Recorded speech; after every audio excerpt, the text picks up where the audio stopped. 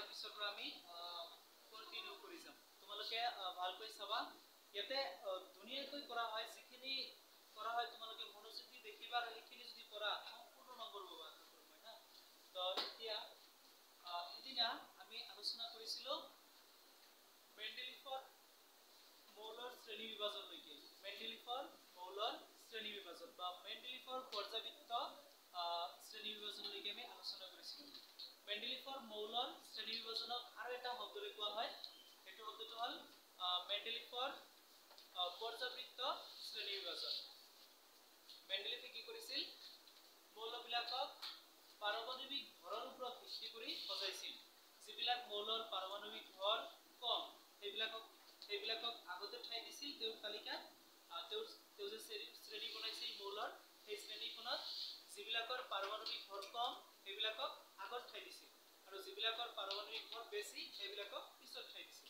এনেকৈ তেওঁ 63 টা মৌলক তেওঁৰ তালিকাখনত সজাব পাৰিছিল পাৰমাণবিক ভৰ হিচাপে যিবিলাকৰ ভৰ কম সেইবিলাকক তেওঁ তালিকাখনত আগত ঠাই দিছে যিবিলাকৰ পৰা আটাইতকৈ বেছি সেইবিলাকক আটাইতকৈ তলত ঠাই দিছে এনেকৈ তেওঁ 63 টা মৌলক তেওঁৰ তালিকাখনত অন্তৰ্ভুক্ত কৰিব পাৰিছিল তো আমি এদিনা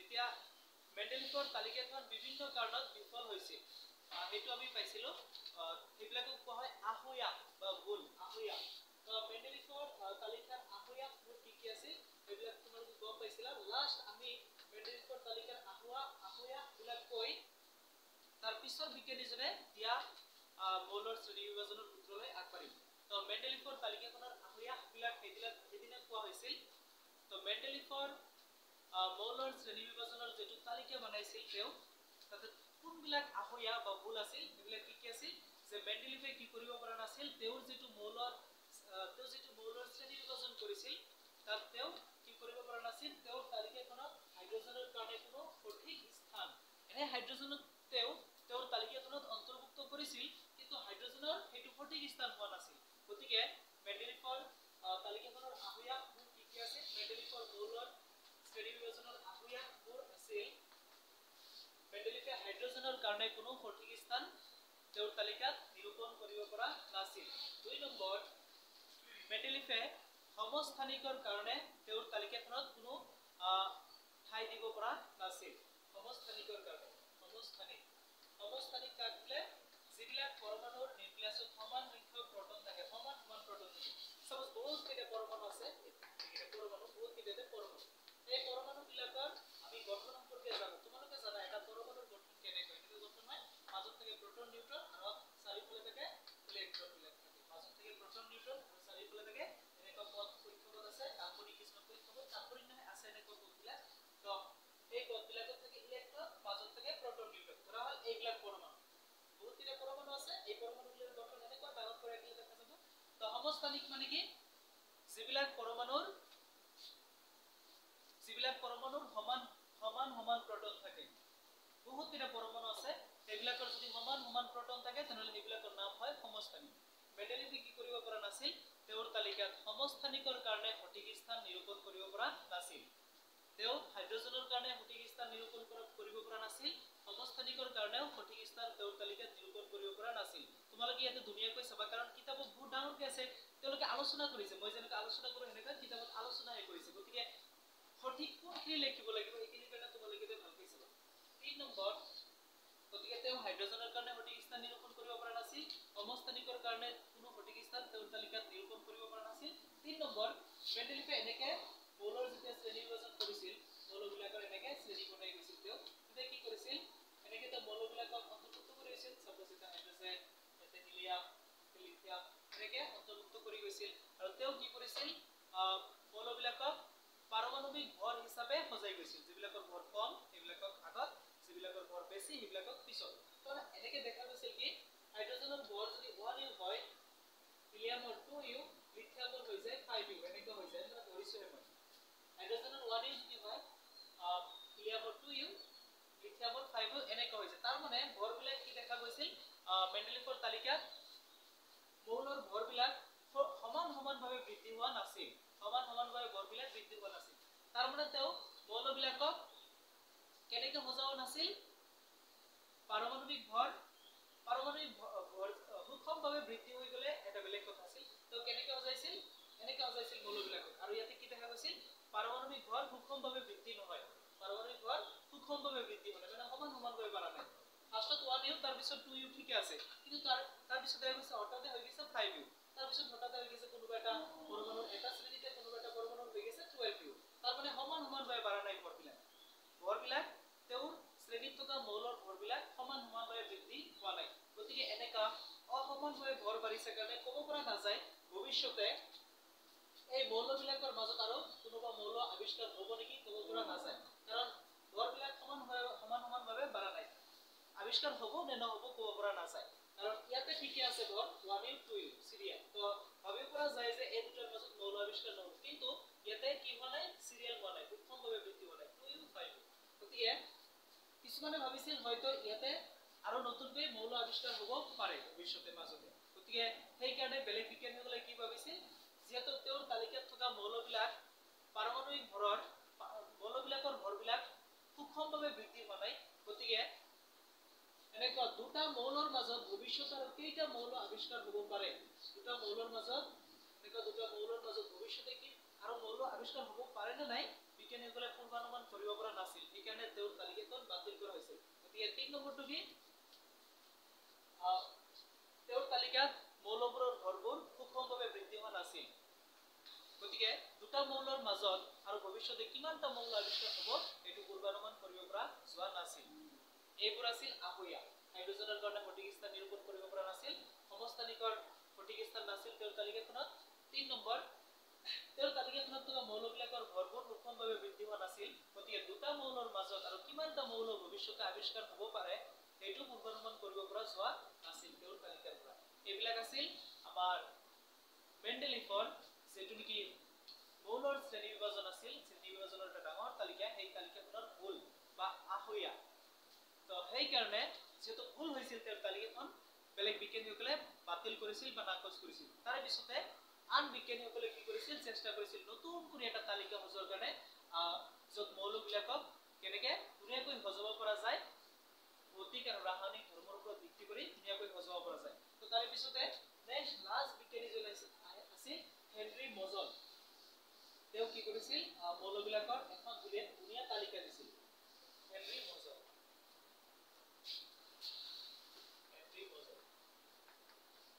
আগতে আমি প্ৰথমতে পাইছো বিজ্ঞানী ডবাৰেইনাৰ তাৰ পিছত পাইছো নিউলেন্সৰ অষ্টপুত্ৰ আছিল ডবাৰেইনাৰৰ ট্ৰায়াড আছিল নিউলেন্সৰ অষ্টপুত্ৰ আছিল তাৰ পিছত আমাৰ মেণ্ডেলিফৰ এটা সূত্ৰ পাইছিলো যাক কোৱা হয় মেণ্ডেলিফৰ মৌলৰ শ্ৰেণী বিভাজনৰ সূত্ৰ বা মেণ্ডেলিফৰ পৰ্যাবৃত্ত সূত্ৰ মেণ্ডেলিফৰ পৰ্যাবৃত্ত সূত্ৰটো কেনেকুৱা আছিল কিতাপত দিয়া আছে মৌলবোৰৰ ধৰ্ম পাৰমাণৱিক ভৰৰ পৰ্যায়ক্ৰমে সলনি হয় তাৰ মানে তেওঁৰ মতে কি যিমানবিলাক মৌল আছে সকলো মৌলৰ ধৰ্মবোৰ পাৰমাণৱিক ভৰৰ পৰ্যায়ক্ৰমে সলনি হয় সেইকাৰণে তেওঁ কি কৰিছিল যাৰ ভৰ কম তাক আগত ঠাই দিছিল যাৰ ভৰ বেছি সেইবিলাকক তেওঁৰ তালিকাখনত পিছত ঠাই দিছিল মানে তেওঁ ভৰ হিচাপে মৌলবিলাকক তেওঁ সজাই গৈছিল যাৰ ভৰ বেছি সেইবিলাক লাষ্টত তো সেইকাৰণে তাই সূত্ৰ দিছিল যিহেতু তেওঁ ভৰক ভিত্তি হিচাপে লৈ কেনে মৌলৰ শ্ৰেণী বিভাজনৰ তালিকা বনাইছিল সেইকাৰণে তেওঁ সূত্ৰ দিছিল এনেকৈ মৌলবোৰৰ ধৰ্মবোৰ পাৰমাণৱিক ভৰৰ পৰ্যায়ক্ৰমে সলনি হয় এইটো হ'ল মেণ্ডেলিফৰ সূত্ৰ মেণ্ডেলিফৰ পৰ্যাবৃত্ত সূত্ৰ বুলি কোৱা হয় মৌলবোৰৰ ধৰ্মবোৰ পাৰমাণৱিক ভৰৰ পৰ্যায়ক্ৰমে সলনি হয় এতিয়া তিনিওজন বিজ্ঞানী ডবাৰেইনাৰ নিউলেন্স আৰু মেণ্ডেলিফ তিনিওজনে মৌলৰ তালিকা বনাইছিল পাৰমাণৱিক ভৰৰ ওপৰত ভিত্তি কৰি অকল একেবাৰে শেষৰজন বিজ্ঞানী হেনৰি মজলে পাৰমাণৱিক ভৰ লোৱা নাছিল মৌলৰ তালিকা বনোৱাৰ কাৰণে মৌলৰ শ্ৰেণী বিভাজনৰ কাৰণে তেওঁ পাৰমাণৱিক ভৰ লোৱা নাছিল তেওঁ লৈছিল পাৰমাণৱিক সংখ্যা গতিকে হেনৰি মজলে পাৰমাণৱিক সংখ্যাক ভিত্তি হিচাপে লৈ তেওঁৰ তালিকাখন বনাইছিল মৌলৰ শ্ৰেণী বিভাজন কৰিছিল গতিকে হেনৰি মজলে মৌলবিলাকক শ্ৰেণী বিভাজন কৰোঁতে পাৰমাণৱিক সংখ্যাৰ ওপৰত গুৰুত্ব দিছিল তেওঁৰ মতে সকলোবিলাক মৌলৰ ধৰ্ম পাৰমাণৱিক সংখ্যা হিচাপেহে সলনি হয় পাৰমাণৱিক সংখ্যা হিচাপে সলনি হৈ যায় গতিকে হেনৰি মজলৰ মতে মৌলবোৰৰ ধৰ্মবোৰ পাৰমাণৱিক ভৰতকৈ পাৰমাণৱিক সংখ্যা হিচাপে কি হয় সলনি হৈ যায় সেইকাৰণে তেওঁ কৈছে মৌলবোৰৰ ধৰ্মবোৰ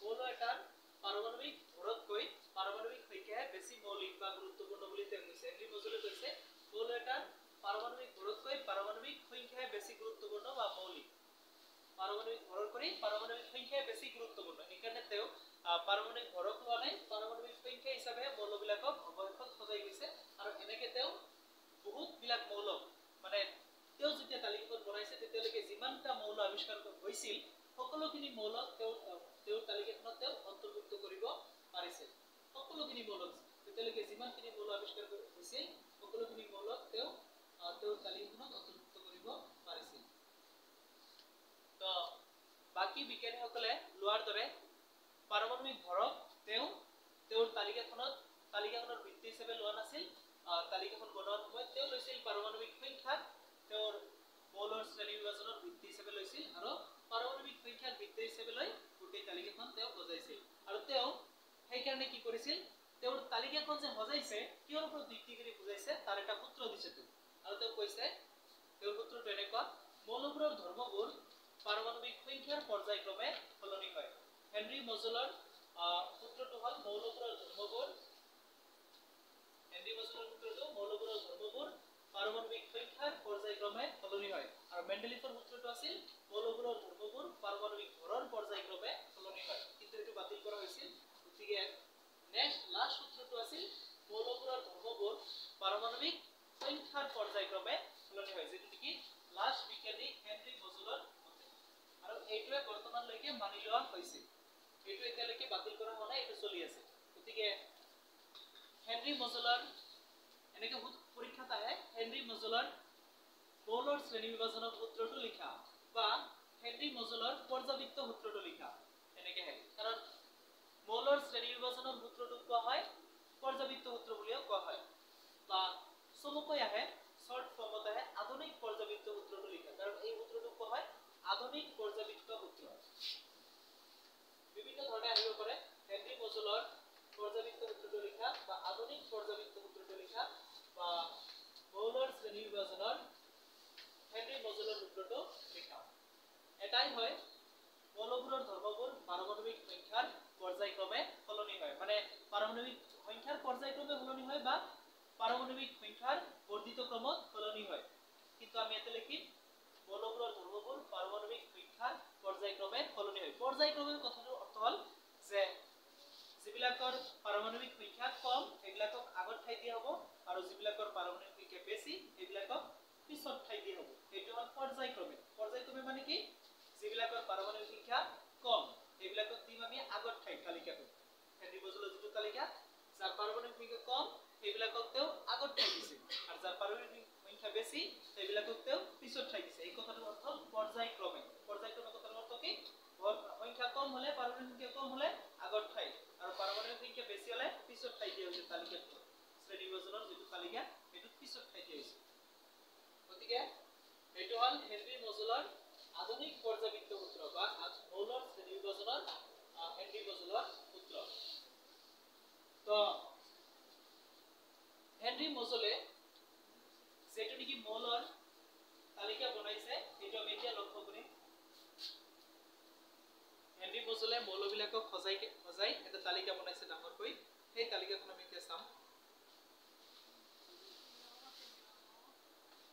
তোমালোকে পেজ নম্বৰ 86 সকলোৱে বাহিৰ কৰা কাৰণ এইটো দুনিয়াকৈ অধ্যয়ন কৰি তাতে কি আছে হেনৰি মজলৰ মৌলৰ শ্ৰেণী বিভাজনৰ তালিকা হেনৰি মজলে মৌলক এনেকে শ্ৰেণী বিভাজন কৰিছে তো এনেকে শ্ৰেণী বিভাজন কৰি গৈ থাকাতে এটা ডাঙৰ তালিকা হৈ গৈছে এটা ডাঙৰ তালিকা পোৱা গৈছে আমি অধ্যয়ন কৰি দুনিয়াকে কি আছে এতে চোৱা হ'ব তাৰ কাৰণে সকলোৱে চাব মনোযোগ আৰু যিবিলাক কি সূত্ৰ মই ক'লো এইবিলাক মনত ৰাখিবা ডবাৰেটাৰৰ ট্ৰায়াড তাৰ পিছত নিউলেন্সৰ অষ্টসূত্ৰ এটো বেছি ইম্পৰ্টেন্ট তাৰ পিছত মেন্ডেলিফৰ মৌলৰ শ্ৰেণী বিভাজনৰ সূত্ৰ বা মেন্ডেলিফৰ পৰ্যাবৃত্ত সূত্ৰ বুলি কোৱা হয় লাষ্টটো বেছি ইম্পৰ্টেন্ট হেনৰি মজলৰ আধুনিক পৰ্যাবৃত্ত সূত্ৰ বা হেনৰি মজলৰ সূত্ৰ বা আধুনিক পৰ্যাবৃত্ত সূত্ৰ মৌলবোৰৰ ধৰ্মগুণ পাৰমাণবিক সংখ্যাৰ পৰ্যায়ক্ৰমে সলনি হয় মৌলৰ ধৰ্ম কিহৰ পৰ্যায়ক্ৰমে সলনি হয় পাৰমাণবিক সংখ্যাৰ পৰ্যায়ক্ৰমে সলনি হয় তাৰ মানে তেও যে তালিকা সজাইছে কি হিচাপে সজাইছে পাৰমাণবিক সংখ্যা হিচাপে সজাইছে তো চাম আমি তালিকাখন কি কি আছে ধুনীয়াকৈ চাম সকলোৱে চোৱা তো এইটো হল হেনৰি মজলৰ তালিকা এইটোৰ নাম হল এটা লিখা নাই কিন্তু হেনৰি মজলৰ তালিকা এটা লিখা আছে আধুনিক পৰ্যাবৃত্ত তালিকা আধুনিক পৰ্যাবৃত্ত তালিকাত কি আছে এবিলাক সকলো মৌল আছে আধুনিক পৰ্যাবৃত্ত তালিকাত এই সকলোবিলাক কি আছে মৌল আছে এতিয়া কথা হল তোমালোকে এটা কথা ক'ব লাগিব মৌলবিলাকক তিনি ভাগত ভাগ কৰা হৈছে মৌলবিলাক তিনি ভাগত ভাগ কৰা হৈছে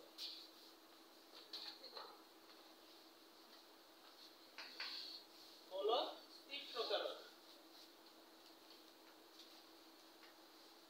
এনে তোমালোকে জানাই ইতিমধ্যে আগতে পাইছা ক'লেই মনত হৈ যাব ইয়াতে এই তালিকাখনত যিখিনি মৌল আছে সকলোখিনি মৌলক তিনিটা ভাগত ভাগ কৰা হৈছে মৌলবিজ্ঞান প্ৰথমটো হ'ল ধাতু মৌল তিন ভাগত ভাগ কৰা হয় ধাতু অধাতু আৰু ধাতু কল্প মৌল তিনি প্ৰকাৰৰ ধাতু অধাতু আৰু ধাতু কল্প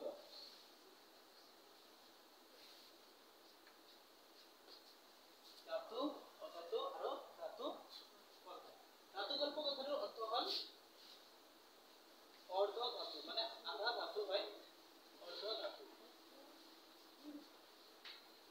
ধাতু কল্প কথাটোৰ অৰ্থ অৰ্ধ ধাতু মানে আধা ধাতু আধা অধাতু এইটো অৰ্থ ধাতু কল্প কথাটোৰ অৰ্থ কি যিবিলাক মৌলৰ ধাতুৰ ধৰ্ম আছে অধাতুৰ ধৰ্ম আছে আধা কিছুমান এনেকুৱা মৌল আছে যিবিলাকে কি কৰে আধা ধাতুৰ ধৰ্ম দেখুৱায় আধা অধাতুৰ ধৰ্ম দেখুৱায় দুইটা ধৰ্মই আছে অলপ অলপ আধা আধা সেইবিলাক কোৱা হয় ধাতু কল্প বা অৰ্ধ ধাতু বুলিও কোৱা হয় তো এইবিলাক ধাতু কল্প গতিকে মৌল তিনি প্ৰকাৰৰ ধাতু অধাতু ধাতু কল্প তো এই তালিকাখনত সকলোবিলাক আছে ধাতু অধাতু ধাতু কল্প তিনিটা আছে গতিকে তিনি প্ৰকাৰৰ মৌলই এই তালিকাখনত অন্তৰ্ভুক্ত আছে চোৱা আমি এই তালিকাখনৰ পৰা ধাতু কেনেকৈ চিনিম অধাতু কেনেকৈ চিনিম আৰু ধাতু কল্প কেনেকৈ চিনিম তাৰ কাৰণে আমাৰ ওপৰত সংকেতবিলাক দিয়া আছে ৰঙৰ সংকেতেৰে আমি চিনাক্ত কৰিম ইয়াতে তোমালোকে যিবিলাক এনেকুৱা সেউজীয়া ৰঙৰ গ্ৰীণ এনেকুৱা সেউজীয়া ৰঙৰ যিবিলাক ৰং দেখিবা এই তালিকাখনত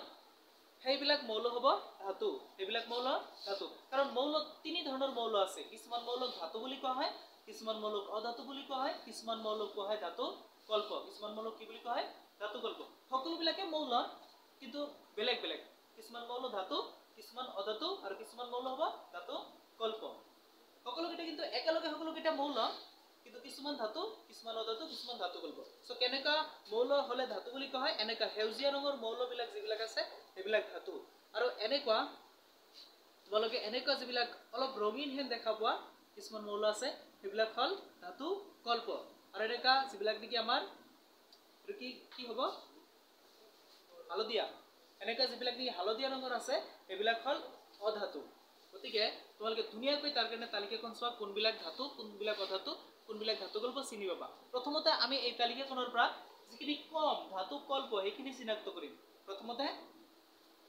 এই মৌলৰ তালিকাখনত চাম কোনকেইটা ধাতু কল্প আছে তোমালোকে তাৰ কাৰণে এই ৰংবিলাক চোৱা ধাতু কল্পৰ লগত এই ৰংকেইটা মিলিছে এই ৰংকেইটা হল ধাতু কল্প কোনকেইটা ধাতু কল্প boron silicon germanium arsenic antimony tellurium আৰু পলনিয়াম এইকেইটা হল ধাতু কল্প সো এই সাতটা হল আমাৰ ধাতু কল্প আধুনিক পৰ্যাবৃত্ত তালিকাত সাতটাই আছে ধাতু কল্প boron silicon germanium arsenic antimony tellurium আৰু পলনিয়াম এইকেইটা হল ধাতু কল্প আটাইতকৈ বেছি আছে আমাৰ ধাতু কিন্তু আমি গোটেইখিনিতো মনত নাৰাখো আমি খালি চাম কোনকেইটা ধাতু কল্প আছে আৰু প্ৰথমৰ পৰা 20টা মান ধাতুৰ বিষয়ে চাম আমি কিন্তু আমি ধাতু কল্প যিহেতু সংখ্যা কম গতিকে ধাতু কল্প আটাইকেইটা মনত ৰাখিব লাগিব boron silicon germanium, arsenic, antimony, tellurium আৰু পলনিয়াম এইকেইটা হ'ল ধাতুকল্প। কোন প্ৰথমে তোমালোকে দেখিছা? এতিয়া আমি ধাতুকল্প দেখিলো, এতিয়া আমি অধাতুবিলাক দেখিম। অধাতুৰ ৰংবিলাক দেখিছা, হালধীয়া ৰঙৰ বিলাক অধাতু। তো প্ৰথমতেই তোমালোকে দেখা পাইছা হাইড্ৰজেন। হাইড্ৰজেনৰ কালাৰটো এই ৰঙৰ লগত মিলিছে, অধাতুৰ ৰঙৰ লগত মিলিছে, গতিকে হাইড্ৰজেন হ'ল আমাৰ অধাতু। হাইড্ৰজেন মৌলটো কেনেকুৱা? অধাতু। হাইড্ৰজেন অধাতু। তাৰপিছত হাইড্ৰজেনৰ ঠিক ইফালে পিছফালে আছে হিলিয়াম। পিছফালে হিলিয়াম আছে। হিলিয়ামো আমাৰ এই অধাতুৰ ৰঙৰ লগত মিলিছে, গতিকে হিলিয়াম কেনেকুৱা মৌল? অধাতু। হিলিয়াম হ'ল অধাতু।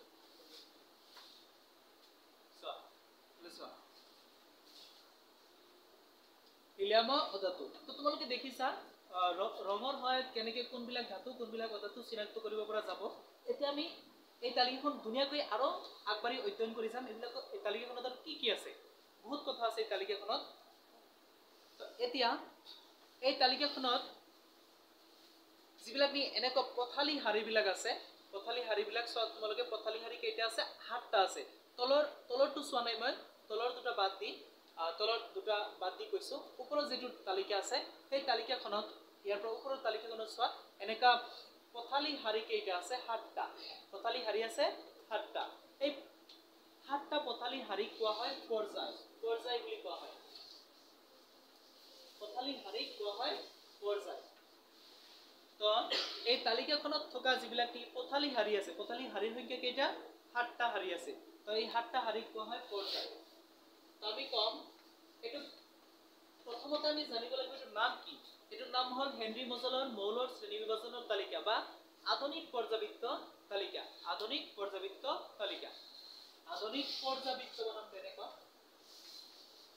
আধুনিক পৰ্যাবৃত্ত তালিকা বা হেনৰি মজেলৰ মৌলৰ শ্ৰেণী বিভাজনৰ তালিকা। ইমান দীঘলকে কোৱা নহব, খালি কোৱা হ'ব আধুনিক পৰ্যাবৃত্ত তালিকা।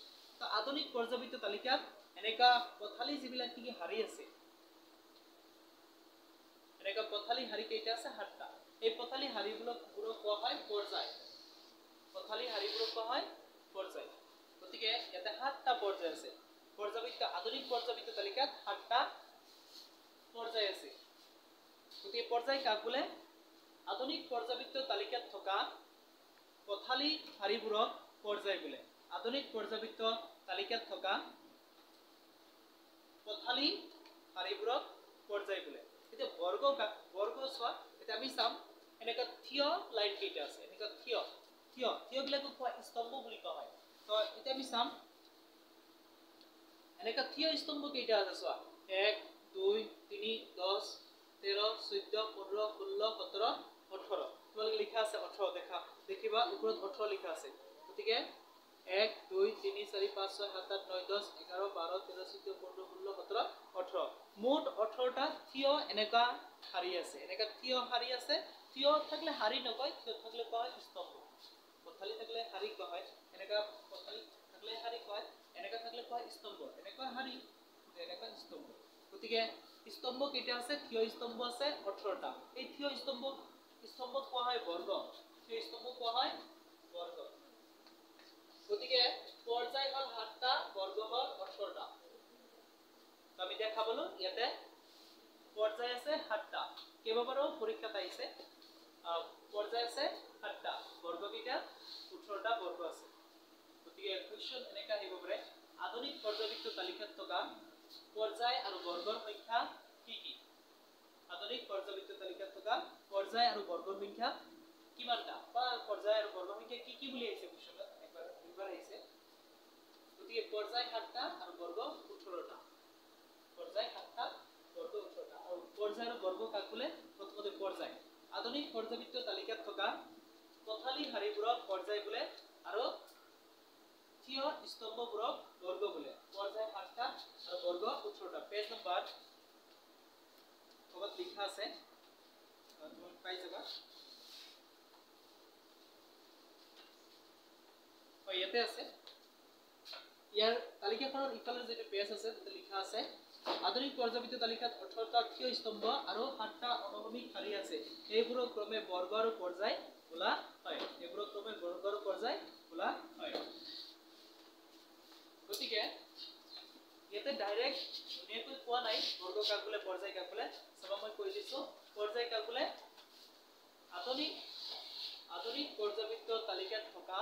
পথালি হাৰিবোৰক পৰ্যায় বোলে আৰু আধুনিক পৰ্যায়বৃত্ত তালিকাত থকা থিয় স্তম্ভবোৰক বৰ্গ বোলে।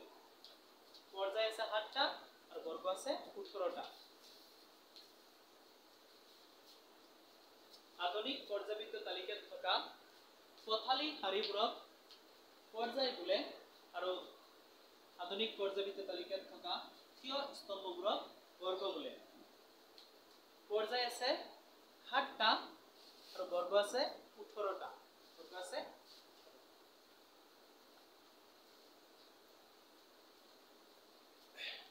Okay good. এতিয়া ইয়াৰ পিছতে আমি আৰু কিছুমান কথা ইয়াৰ পৰা চাম যিখিনি অলপ কি হ'ব, অলপ টান হ'ব, কিন্তু তোমালোকে ভালকৈ চালে সেইখিনিৰ পৰা যেহেতু কোৱেশ্চন আহিব তেনেহ'লে পাৰিবা।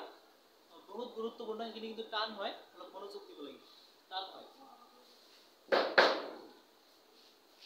সেইখিনি গম পোৱাৰ কাৰণে তোমালোকে পৰমাণু বিলাকৰ গঠন কেনেকুৱা সেইটো জানিব লাগিব, তেনেহ'লে সেইটো গম পাবা যেতিয়া আমি আলোচনা কৰিম। এইটো অধ্যায়ৰ যিখিনি অলপ টান কথা আছে সেইখিনি এতিয়া আমি আলোচনা কৰিম। তাৰ কাৰণে তোমালোকে পৰমাণুৰ গঠন সম্পৰ্কে জানিব লাগিব, তেনেহ'লে গম পাবা। এতিয়া আমি চাম সকলোবিলাক মৌলতে পৰমাণু থাকে। সকলো মৌলতে, সকলো বস্তুতে পৰমাণু থাকে। গতিকে সকলো মৌলত পৰমাণু থাকিব। মৌলবিলাকত অকল একে ধৰণৰ পৰমাণু থাকিব নাই? মৌলবিলাকত অকল একে ধৰণৰ পৰমাণু থাকে আৰু বেলেগ বেলেগ বস্তুবিলাকত বেলেগ বেলেগ ধৰণৰ পৰমাণু থাকিব পাৰে। একে ধৰণৰ পৰমাণুৰে, একে ধৰ্মৰ পৰমাণুৰে মৌলবিলাক হয়। গতিকে আমি চাম, সাপোজ আমি হাইড্ৰোজেন, এইটো আছে হাইড্ৰোজেন, হাইড্ৰোজেন মৌল। এইটো কি মৌল? এইটো হাইড্ৰোজেন মৌল। হাইড্ৰোজেন মৌলত পৰমাণু আছে, হাইড্ৰোজেন মৌলত পৰমাণু আছে। এতিয়া আমি হাইড্ৰোজেন মৌলৰ এটা পৰমাণুৰ গঠন চাম। হাইড্ৰোজেনত এটা পৰমাণুই আছে, কাৰণ হাইড্ৰোজেনৰ পাৰমাণবিক সংখ্যা 1। হাইড্ৰোজেন এটা পৰমাণুৰে গঠন হয়। গতিকে আমি হাইড্ৰোজেনৰ পৰমাণুৰ গঠন কেনেকৈ আমি চাম এতিয়া। চোৱা, হাইড্ৰোজেনৰ পৰমাণুৰ গঠন ঠিক বাকি যিবিলাক বেলেগ বেলেগ মৌল আছে, বেলেগ বেলেগ মৌলৰ পৰমাণুৰ গঠনত এনেকুৱাই হ'ব। ওকে, বেলেগ মৌলৰ পৰমাণুবিলাকে এনেকুৱাই হ'ব। এতিয়া তোমালোকে যদি গম নোপোৱা পৰমাণু কি বস্তু, তেনেহ'লে কিন্তু নহ'ব। কাৰণ পৰমাণু কি বস্তু? পৰমাণু হ'ল সকলো বস্তু, পৃথিৱীত যিমান বস্তু আছে সকলো বস্তুৰে পৰমাণুবিলাক কি? মূল। সকলো বস্তুৰে পৰমাণুবিলাক হ'ল মূল বস্তু, মেইন বস্তু, আটাইতকৈ ক্ষুদ্ৰতম কণিকা। সকলো পদাৰ্থৰ আটাইতকৈ ক্ষুদ্ৰতম কণিকা যাক চকুৰে দেখা পোৱাই নাযায়, এইবিলাক হ'ল পৰমাণু। এইবিলাক হ'ল পৰমাণু। এই পৰমাণুৰে গঠন হয় মৌল, যৌগ সকলোবিলাক। গতিকে পৰমাণু হ'ল আটাইতকৈ ক্ষুদ্ৰতম কণা যিবিলাক চকুৰে বিভাজ্য নহয়। আৰু সেই পৰমাণুৰ গঠন কেনেকুৱা? এনেকুৱা। মাজত থাকে এটা কেন্দ্ৰ, প্ৰটন, নিউট্ৰন আৰু এই চাৰিওফালে কিছুমান এনেকুৱা কাৰ্বনিক পদবিলাক আছে বুলি কোৱা হয়। এই পদবিলাকত আছে ইলেক্ট্ৰন।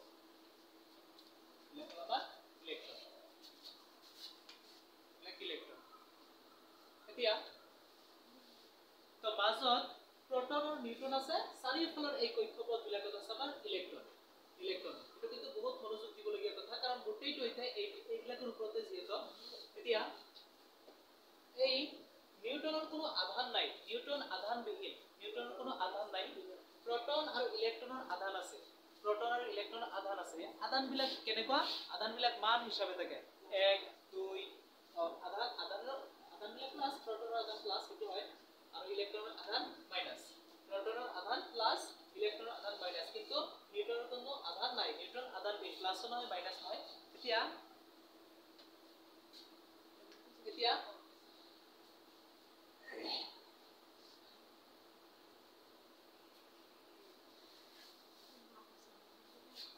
আমি চাম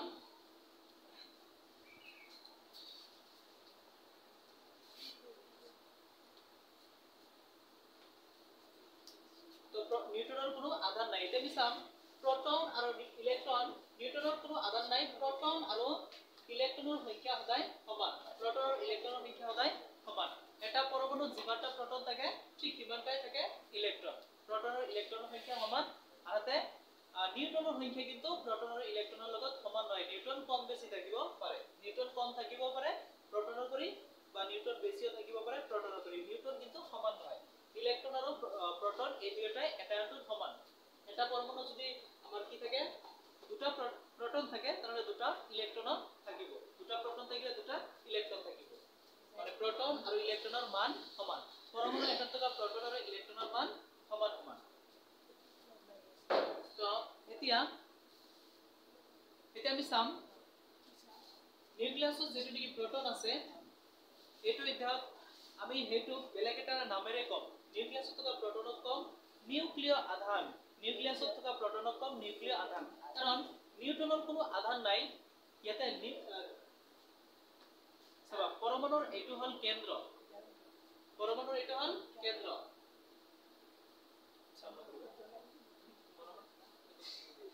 তো আমাৰ যেটো নেকি মাজৰ বিন্দু আছে এটোৰ নাম হল কেন্দ্ৰ বা নিউক্লিয়াস মাজৰ বিন্দুটোৰ নাম হল কেন্দ্ৰ বা নিউক্লিয়াস এই কেন্দ্ৰ বা নিউক্লিয়াসত দুটা কণা থাকে কি কণা থাকে প্ৰটন আৰু নিউট্ৰন আৰু চাৰিওফালৰ এনেকা পথবিলাকত কোনটো কণা থাকে ইলেক্ট্ৰন চাৰিওফালৰ পথবিলাকত কোনটো কণা থাকে ইলেক্ট্ৰন এতিয়া এই যেটো নেকি মাজতে প্ৰটন থাকে তাৰ আধান আছে আৰু যেটো নেকি নিউট্ৰন থাকে তাৰ কোনো আধান নাই প্ৰটনৰ আধানক আমি ইয়াতে কম প্ৰটনৰ আধানক কোৱা হ'ব নিউক্লিয় আধান কাৰণ এই মাজৰ বিন্দুটোৰ নাম হল নিউক্লিয়াস বা কেন্দ্ৰ কেন্দ্ৰত থকা আধানক কোৱা হ'ব নিউক্লিয় আধান নিউক্লিয়াছত থকা আধানক কোৱা হ'ব নিউক্লিয় আধান নিউক্লিয়াছত কোনটো আধান আছে প্ৰটন নিউক্লিয়াছত প্ৰটনৰ আধান আছে আৰু প্ৰটনৰ আধান কেনেকুৱা প্লাস ইলেক্ট্ৰনৰ আধান কেনেকুৱা মাইনাস নিউট্ৰনৰ আধান কেনেকুৱা নাই গতিকে প্ৰটনৰ আধান থাকে নিউক্লিয়াছত প্ৰটনৰ আধান থাকে নিউক্লিয়াছত সেইকাৰণে প্ৰটনৰ আধানক কোৱা হয় নিউক্লিয় আধান প্ৰটনৰ আধানক কি কোৱা হয় নিউক্লিয় আধান প্ৰটনৰ আধানৰ নাম হল নিউক্লিয় আধান নিউট্ৰনৰ আধান আছে নে নাই গতিকে নিউট্ৰনৰ আধানৰ নামো নাই প্ৰটনৰ আধানক কোৱা হ'ব নিউক্লিয় আধান কাৰণ প্ৰটনৰ আধান থাকে নিউক্লিয়াছত এতিয়া আমি এই তালিকাখনৰ পৰা কিছুমান কথা চাম তো নিউক্লিয় আধান কাক কয় গম পাইছা এতিয়া আমি চাম নিউক্লিয়াছত প্ৰটন থাকে প্ৰটনৰ আধান প্লাস আৰু প্ৰটনৰ আধানক কোৱা হয় নিউক্লিয় আধান ইলেক্ট্ৰনবোৰ চাৰিফালৰ কাল্পনিক কক্ষপথ বিলাকত থাকে ইলেক্ট্ৰনৰ আধান মাইনাস ইলেক্ট্ৰনৰ আধানৰ কোনো এনেকুৱা নাম নাই কিন্তু প্ৰটনৰ আধানক কোৱা হয় নিউক্লিয় আধান কাৰণ প্ৰটনৰ আধান কত আছে নিউক্লিয়াছত আছে প্ৰটনৰ আধানবিলাক নিউক্লিয়াছত থাকে এতিয়া আমি এই তালিকাখন চাম এতে কি কৈছে এইবিলাক তোমালোকে এটা চাবা কিছুমান 1 2 কিবা কি লিখা আছে প্ৰথমটো চোৱাচোন ইয়াতে হাইড্ৰোজেন আছে অধাটো চোৱা সকলে চোৱা এটো হল হাইড্ৰোজেনৰ বাকসটোৰ ভিতৰত লিখা আছে 1 হাইড্ৰোজেনৰ বাকসৰ ভিতৰত লিখা আছে 1 মানে হাইড্ৰোজেনত পৰমাণু আছে এটা গতিকে হাইড্ৰোজেন মাত্ৰ এটা পৰমাণুৰে গঠন হৈছে হাইড্ৰোজেন গঠন হৈছে এইখানে লিখা আছে 1 গতিকে হাইড্ৰোজেনৰ পাৰমাণবিক সংখ্যা 1 পাৰমাণবিক সংখ্যা মানে পৰমাণু এটা আছে হাইড্ৰোজেনৰ পাৰমাণবিক সংখ্যা 1 ঠিক ইফালে পিছফালে চাই যোৱা একবাৰ হেকতি আছে এটো প্ৰথম পৰ্যায় তো পৰ্যায়বিলাক কেনেকৈ চিনাক্ত কৰা হৈছে এটো হল প্ৰথম পৰ্যায় এটো হল দ্বিতীয় পৰ্যায় এটো হল তৃতীয় পৰ্যায় তাৰ পিছতো চতুৰ্থ পৰ্যায় পঞ্চম পৰ্যায় ষষ্ঠ পৰ্যায় সপ্তম পৰ্যায় তো 8টা পৰ্যায় আছে সপ্তম পৰ্যায়লৈকে আছে আৰু ইফালে এটো 1 নম্বৰ বৰ্গ 2 নম্বৰ বৰ্গ 3 নম্বৰ বৰ্গ 4 নম্বৰ 5 নম্বৰ 6 নম্বৰ 7 নম্বৰ এনেকৈ বৰ্গবিলাক হয় তোমালোকে প্ৰথমটো পৰ্যায়ত চোৱা প্ৰথমটো পৰ্যায়ত এটো আছে হাইড্ৰোজেন আৰু হিলিয়াম প্ৰথম পৰ্যায়ত দুটা মৌলই আছে এটা হল হাইড্ৰোজেন আৰু এটা হল হিলিয়াম প্ৰথমটো পৰ্যায়ত কেইটা মৌল আছে দুটা এটা হাইড্ৰোজেন আৰু এটা হিলিয়াম আৰু বেলেগ নাই প্ৰথম পৰ্যায়ত দুটা মৌলই এটা হাইড্ৰোজেন আৰু এটা হিলিয়াম দ্বিতীয় পৰ্যায়ত কি আছে দ্বিতীয় পৰ্যায়ত চোৱা লিথিয়াম বেৰিলিয়াম দ্বিতীয় পৰ্যায়ত কি আছে lithium beryllium boron carbon nitrogen oxygen fluorine neon লৈকে আছে নিয়ন গতিকে এতিয়া আমি চাম ইয়াৰ বাকসৰ ভিতৰত কি লিখা আছে হাইড্ৰোজেনৰ ওপৰত লিখা আছে 1 তাৰ মানে হাইড্ৰোজেন এটা পৰমাণুৰে হৈছে হিলিয়ামৰ ভিতৰত লিখা আছে 2 হিলিয়াম দুটা পৰমাণুৰে গঠন হৈছে গতিকে হাইড্ৰোজেনৰ পৰমাণু এটা হিলিয়ামৰ পৰমাণু দুটা হাইড্ৰোজেনৰ পৰমাণু যেটা ইয়াক কোৱা হয় পাৰমাণবিক সংখ্যা 1 হিলিয়ামৰ পাৰমাণবিক সংখ্যা 2 লিথিয়ামৰ পাৰমাণবিক সংখ্যা 3 বেৰিলিয়ামৰ পাৰমাণবিক সংখ্যা 4 বৰনৰ পাৰমাণবিক সংখ্যা 5 কাৰ্বনেৰ পাৰমাণবিক সংখ্যা 6, নাইট্ৰোজেনেৰ 7, অক্সিজেনেৰ 8, ফ্লোৰিনেৰ 9, নিয়নেৰ 10, সোডিয়ামৰ 11, ম্যাগনেসিয়ামৰ 12। এই ম্যাগনেসিয়ামৰ ওপৰত যে 12 লিখা আছে হেতু কি বুজাই আছে ম্যাগনেসিয়ামত পরমাণু ম্যাগনেসিয়াম মৌলত পরমাণু কেইটা আছে 12টা পরমাণু আছে মানে পারমাণবিক সংখ্যা 12। অ্যালুমিনিয়ামৰ 13 পাৰমাণবিক সংখ্যা 13, সিলিকনৰ পাৰমাণবিক সংখ্যা 14, ফসফৰাসৰ 15, সালফাৰৰ 16, ক্লোৰিনৰ 17, আৰ্গনৰ 18। গতিকে তোমালোকে সকলোবিলাক মৌলৰে ওপৰতে লিখা আছে পাৰমাণবিক সংখ্যা কাৰ কিমান এইবিলাক চাই তোমালোকে মুখস্থ কৰিব পাৰিবা।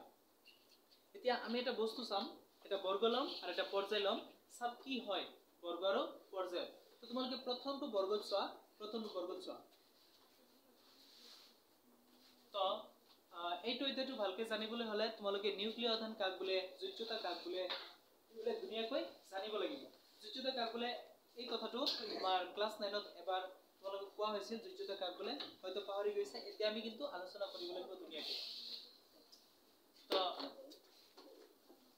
চোৱা পাৰমাণবিক সংখ্যা কাক বোলে যিমানটা পৰমাণু আছে তাক কি কোৱা হয় পাৰমাণবিক সংখ্যা। তোমালোকৰ মাজৰ পৰা এজনে মোক ইয়াৰ পৰা ক'ব, তো মই প্ৰথমতে এতিয়া কৈ লওঁ যে পাৰমাণবিক সংখ্যা মানে কি কিমানটা পৰমাণু আছে, মৌল এটা কিমানটা সৰু সৰু কণাৰে হৈছে। মৌল এটা যিমানটা সৰু সৰু কণাৰে গঠন হৈছে সেই সৰু সৰু কণাবিলাকক কোৱা হয় পৰমাণু, আৰু পৰমাণুক কোৱা হয় পাৰমাণবিক সংখ্যা। এই মৌলটোৰ পাৰমাণবিক সংখ্যা চোৱা সোডিয়ামৰ ওপৰত লিখা আছে 11, মানে সোডিয়ামত সৰু সৰু পৰমাণু কেইটা আছে, কেইটাৰে গঠন হৈছে 11টাৰে গঠন হৈছে। সোডিয়াম 11টা পৰমাণুৰে গঠন হৈছে, এইকাৰণে সোডিয়ামৰ ওপৰত লিখা আছে 11। গতিকে যেহেতু 11টা পৰমাণু আছে সোডিয়ামৰ সেইকাৰণে কোৱা হ'ব পাৰমাণবিক সংখ্যা 11। ম্যাগনেসিয়ামৰ পাৰমাণবিক সংখ্যা 12, এলুমিনিয়ামৰ পাৰমাণবিক সংখ্যা 13। এইবিলাক হ'ল পাৰমাণবিক সংখ্যা। এতিয়া আমি পাৰমাণবিক সংখ্যাৰ পৰা জানিম যোজ্যতা কাক কয়। আমি পাৰমাণবিক সংখ্যাৰ পৰা জানিম যোজ্যতা কাক কয়, যোজ্যতা লাগিব যিহেতু, গতিকে আমি পাৰমাণবিক সংখ্যাৰ পৰা জানিম যোজ্যতা কাক কয়। তাৰ কাৰণে তোমালোকে সোডিয়ামৰ ওপৰত লিখা আছে সোডিয়াম কেইটা পৰমাণুৰে গঠন হৈছে সেইটো সহজ হিচাপে লৈ চাম। গতিকে তোমালোকে লিখা সোডিয়ামৰ ওপৰত লিখা আছে 11, সোডিয়ামৰ ওপৰত লিখা আছে 11 বুলি লিখা আছে ওপৰত, হয়নে? সোডিয়ামৰ যেটো বাকচ আছে এনেকা, এই বাকচটো লিখা আছে এনেকা, সোডিয়ামৰ ওপৰত লিখা আছে 11 বুলি লিখা আছে। তাৰপৰে সোডিয়ামৰ পৰমাণু কেইটা আছে, পৰমাণু 11টা আছে। সোডিয়াম মৌলৰ পরমাণু কেইটা 11টা, সোডিয়াম মৌলটোত পরমাণু আছে 11টা। সোডিয়াম মৌলটোত কেইটা পরমাণু আছে 11টা পরমাণু আছে। পরমাণু 11টা আছে, ইয়াক কি বুলি কয় পাৰমাণবিক সংখ্যা বুলিও কোৱা হয়।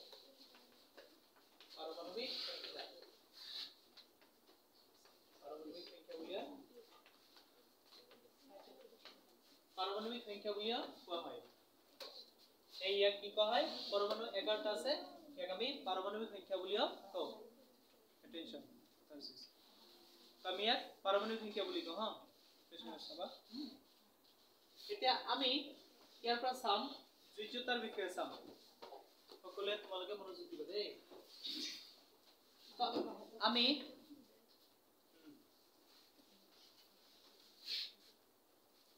তোমালোকক ক্লাস 9ত মই এবাৰ কৈছিলো, হয়তো পাহৰি গৈছে, এতিয়া চাবা আমাৰ এটা নিয়ম আছিল, সেইটো নিয়ম মতে পরমাণু এটার গঠন কেনেকা, এনেকা গঠন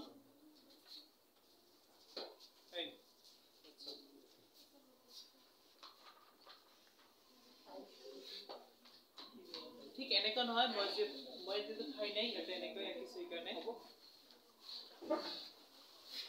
ঠাই যিহেতু নাই মই এইকাৰণে এনেকৈ আঁকিছো।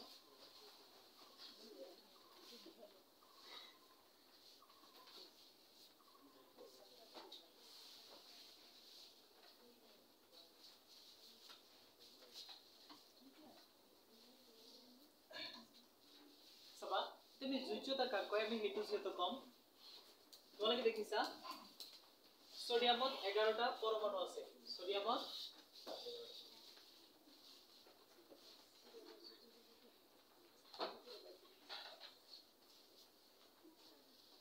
সরি মোর কোয়াটো অলপ মিস্টেক হৈছে একচুয়ালি, ওপৰত কিবা লিখা আছে পাৰমাণবিক সংখ্যাখিনি ঠিকে আছে,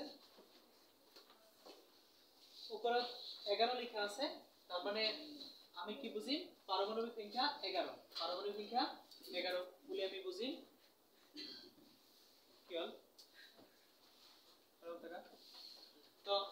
11 লিখা আছে ইয়াৰ পৰা আমি কি বুজিম পাৰমাণবিক সংখ্যা 11 আৰু পাৰমাণবিক সংখ্যা 11 মানে কি আৰে কি হল চোৱা পাৰমাণবিক সংখ্যা 11 ওপৰত 11 লিখা আছে তাৰ পৰা আমি বুজিম পাৰমাণবিক সংখ্যা 11 গতিকে পাৰমাণবিক সংখ্যা 11 পাৰমাণবিক সংখ্যা 11 ইয়াৰ অর্থ কি যে প্রোটন আছে 11টা প্রোটন 11টা আছে প্রোটনের সংখ্যা 11 বা ইলেকট্রনের সংখ্যা 11 ইলেকট্রন কেইটা আছে 11টা আছে প্রোটন 11টা আছে বা ইলেকট্রন কেইটা আছে 11টা আছে গতিকে উপৰত যেটো 11 লিখা আছে হেতুৰ পৰা আমি প্ৰথমতে বুজিম সোডিয়ামৰ ওপৰত 11 লিখা আছে তাৰ মানে পাৰমাণবিক সংখ্যা 11 পাৰমাণবিক সংখ্যা 11 পাৰমাণবিক সংখ্যা মানে কি প্ৰোটনেৰ সংখ্যা প্ৰোটন কেইটা আছে 11টা আছে আৰু আমি জানো প্রোটন যিমানটা থাকে ইলেকট্রন কিমানটা থাকে গতিকে প্রোটন 11টা আছে ইলেকট্রন কেইটা আছে 11টা আছে ইলেকট্রন 11টা আছে গতিকে সোডিয়ামৰ ওপৰত 11 আছে ইয়াৰ পৰা বুজিম সোডিয়ামৰ 11টা প্ৰোটন আছে আৰু সোডিয়ামৰ 11টা কি আছে ইলেকট্ৰন আছে 11টা প্ৰোটন আছে 11টা ইলেকট্ৰন আছে ঠিক তেনেকৈ বাকি মৌলবিলাকৰ ওপৰত যিমান থাকিব তাৰ পৰা আমি ক'ব পাৰিম যে কিমানটা প্ৰোটন আছে আৰু কিমানটা ইলেকট্ৰন আছে গতিকে আমি সোডিয়ামৰ এই 11টা ইলেকট্ৰন যেতিয়া আমি আঁকিম তেতিয়া কেনেকৈ আঁকিম তোমালোকে জানা মাজতে আমাৰ কি থাকিব মাজতে থাকে প্ৰোটন আৰু নিউট্ৰন বিলাক থাকে আৰু চাৰিওফালৰ পদবিলাকত থাকে ইলেকট্ৰন বিলাক গতিকে 11টা ইলেকট্ৰন আমি কেনেকৈ আঁকিম আমাৰ নিয়মটো হ'ল এটো হ'ল পৰমাণুৰ গঠন এটা পৰমাণুৰ গঠন আছে আমাৰ নিয়মটো হ'ল যে এই প্ৰথমটো পথত দুটা ইলেকট্ৰন থাকিব টোটাল 11টা ইলেকট্ৰন আছে তাৰ পৰা প্ৰথমটো পথত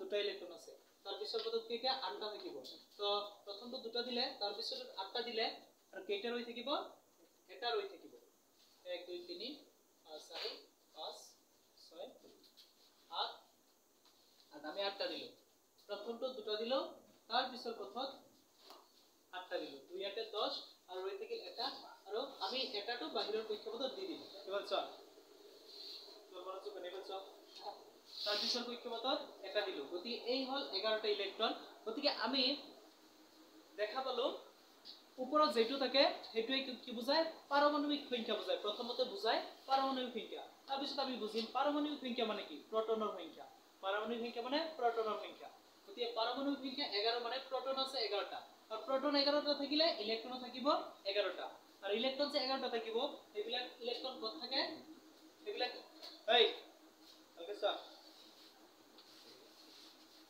সবা এতিয়া পাৰমাণবিক সংখ্যা 11 মানে কি বুঝিলা প্ৰথমতে তুমি কোৱাচোন কি হয়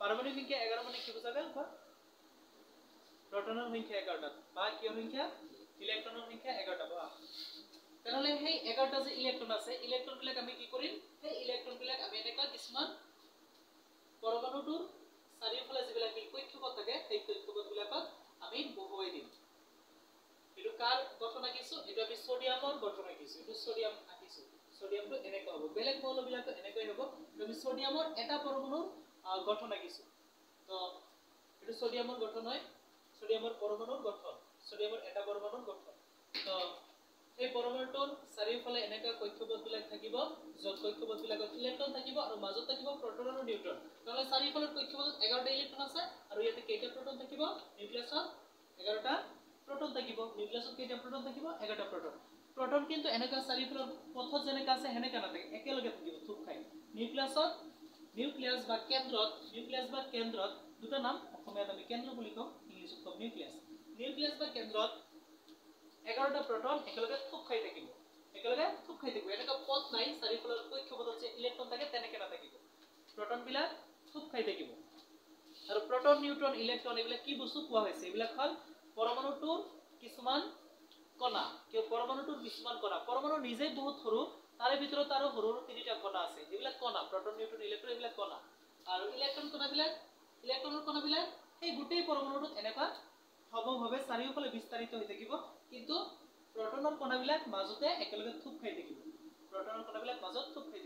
তো মাজত প্ৰোটনৰ কণা 11টা চাৰিওফালে ইলেকট্ৰনৰ কণা 11টা থাকিব এতিয়া আমি লাষ্টৰ যেটো এটা ইলেকট্ৰন পালো লাস্ট যেটো পথত এটা ইলেকট্ৰন তাক কোৱা হয় যোজ্যতা বুলি কোৱা হয় গতিকে আমি দেখা পালো সোডিয়ামৰ যোজ্যতা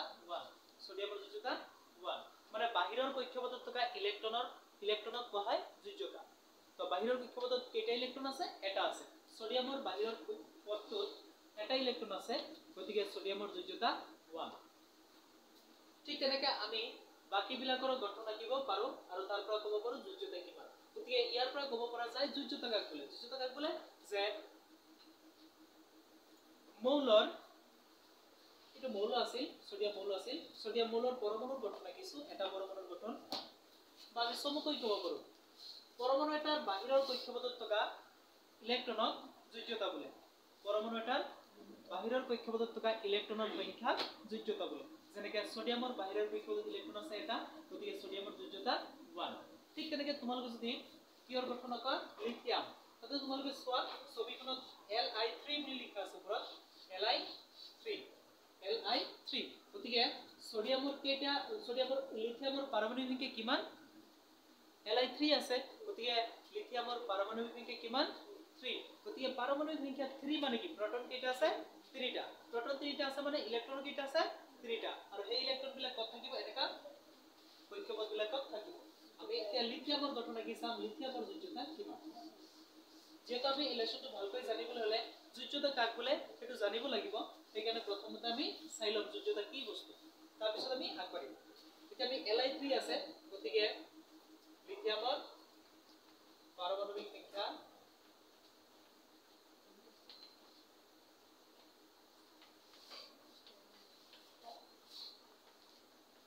পাৰমাণবিক সংখ্যা 3।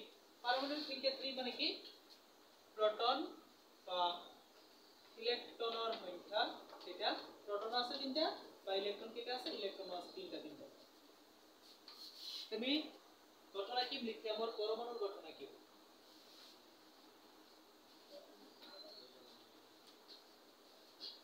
অলপ আগতে এটা নিয়ম লিখা হৈছিল, প্ৰথমটোত থাকিব, এটা মাজত থাকিব নিউট্ৰন আৰু প্ৰটন, আৰু চাৰিওফালৰ পথবিলাকত থাকিব ইলেক্ট্ৰন বিলাক থাকিব। তো 3টা যেহেতু ইলেক্ট্ৰন আছে বা 3টা প্ৰটন আছে, ইলেক্ট্ৰন কেইটা আছে? 3টা। এই 3টা ইলেক্ট্ৰনৰ পৰা প্ৰথমটো পথত কেইটা ইলেক্ট্ৰন থাকিব? দুটা থাকিব। তাৰ ইয়াতে থাকিব পাৰে হাইয়েষ্ট, ইয়াতে দুটাই থাকিব পাৰে। নিয়মটো কি? যে এনেকা সাপোজ এটা পৰমাণুৰ গঠন আছে, এনেকা প্ৰথমটো পথত হাইয়েষ্ট দুটাই থাকিব পাৰিব, আৰু থাকিব ইয়াতে সোমাব নোৱাৰে প্ৰথম পথত। তাৰ পিছতো 8টা হাইয়েষ্ট, তাৰ পিছতো 8টা, তাৰ পিছতো 8টা, প্ৰথমটোতে দুটা, তাৰ পিছত বিলাকত 8টা কৰি থাকিব পাৰিব, তাতকৈ বেছি আৰু থাকিব নোৱাৰে। ইয়াতো 8টা থাকিব পাৰিব, কম থাকিলে থাকিব পাৰিব, কিন্তু বেছি সোমাব নোৱাৰো। গতিকে আমাৰ প্ৰথম কক্ষপথত দুটা ইলেক্ট্ৰন থাকে, বাকি কক্ষপথ বিলাকত 8টা ইলেক্ট্ৰন থাকে।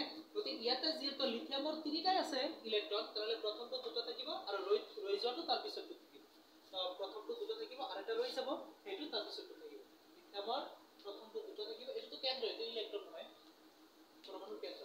তো লিথিয়ামৰ দুটা প্ৰথম কক্ষপথত, ৰৈ যোৱাটো তাৰ পিছত কক্ষপথ। তো দেখা গেল বাহিৰৰ কক্ষপথত লিথিয়ামৰ কেইটা ইলেক্ট্ৰন আছে? এটা ইলেক্ট্ৰন আছে। গতিকে লিথিয়ামৰ যোজ্যতা কিমান? লিথিয়ামৰ যোজ্যতা 1। এতিয়া বেলেগ 1 নোহোৱা, আমি যোজ্যতা 1 নোহোৱা এটা মৌল ল'ম, তাৰ কাৰণে আমি মেগনেছিয়াম ল'ম। মেগনেছিয়াম চাম। তো লিথিয়ামৰ যোজ্যতা 1।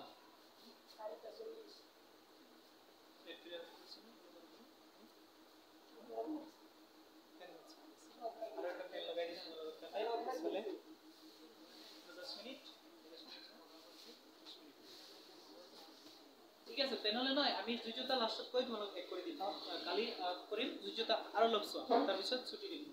যেহেতু গৰম, মই ভাবিছিলো আজি টিউচন নকৰো বুলি ভাবিছিলো, কিন্তু দেখা গেল আমি আগত কৰা নাছিলো, এনেকৈ যদি খৰচ হৈ যায়। বহুতখিনি আগবাঢ়িছে আমাৰ, তোমালোকে কোনো চিন্তা নকৰিবা, বহুতখিনি নম্বৰ পাবা। প্ৰথমৰ পৰা আমি শেষ কৰি ধুনীয়াকৈ কিতাপটো ৰিভাইজ কৰিম, যাতে তোমালোকৰ সকলোবিলাক ইয়াতেই মুখস্থ হয়, সকলোবিলাক ইয়াতে ক্লিয়াৰ হয়। তোমালোকে তাৰ কাৰণে চিন্তাই কৰিব নালাগে, সকলো তোমালোকৰ ইয়াতে মুখস্থ হৈ যাব। এইবাৰ আমি মেগনেছিয়ামৰ চাম। তোমালোকে তাতে চোৱা, এনেকৈ বাকচত লিখা আছে মেগনেছিয়ামৰ Mg ৰ ওপৰত 12 লিখা আছে, নে? তাতে চোৱা Mg ৰ ওপৰত কিমান লিখা আছে? 12। গতিকে পাৰমাণবিক সংখ্যা 12। তোমালোকক এতিয়া মই এজনক কৰিব দিম, ইয়াতে সিতেও ইয়াৰ পিছত কৰি দিব, তাৰ পিছত আমি যাব দিম। পাৰমাণবিক সংখ্যা 12 পাৰমাণবিক সংখ্যা 12 মানে proton কেইটা আছে anybody তুমি জেসমিনে কো হ্যাঁ ঠিও তুমি ঠিও proton কিমানটা আছে কই দিয়া 12টা ইলেক্ট্রন কেইটা হ'ব তাহলে আমি যেহেতু গমে পাও বারবার নিলেকো মূল্যায়ন পেয়েছে এতে আমি 12টা ইলেক্ট্রন আছে ম্যাগনেসিয়ামের একটু আঁকি 12টা ইলেক্ট্রন আছে তাহলে প্রথমটো কেইটা থাকিব পারিবে এই প্রথমটো দুটা তার পিছতো 8টা 2 এর 10 বাকিটো 8টা থাকিব পারে পিছতো কিন্তু 8টা তো নাই 2 এর 10 আর কিটা রয়েছে দুটা তাহলে একদম লাস্টটো দুটা থাকিব প্রথমটো দুটা এটা ম্যাগনেসিয়ামের গঠন কি আছে তার পিছতো 8টা 2 3 4 5 6 7 8 ওকে এতিয়া লাস্টটো দুটা ওকে দেখিলা তোমালোকে ম্যাগনেসিয়ামৰ বাহিৰৰ পথত দুটা ইলেক্ট্ৰনই আছে গতিকে ম্যাগনেসিয়ামৰ যোজ্যতা কিমান 2 ম্যাগনেসিয়ামৰ যোজ্যতা ম্যাগনেসিয়ামৰ যোজ্যতা 2 the last B5 তোমালোকে কোৱা ইয়াৰ যোজ্যতা কিমান হ'ব